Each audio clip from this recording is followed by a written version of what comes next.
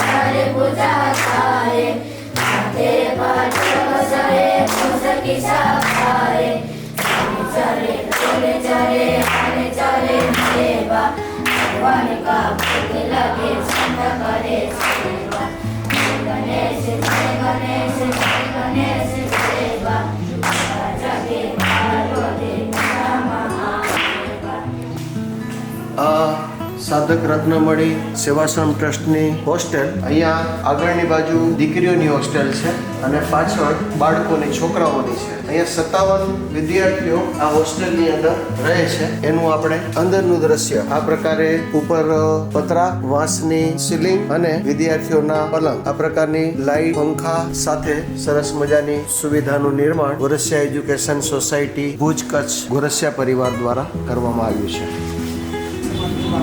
એવી જ રીતે આ સાધક રત્નમણીની ગર્લ્સ હોસ્ટેલ છે।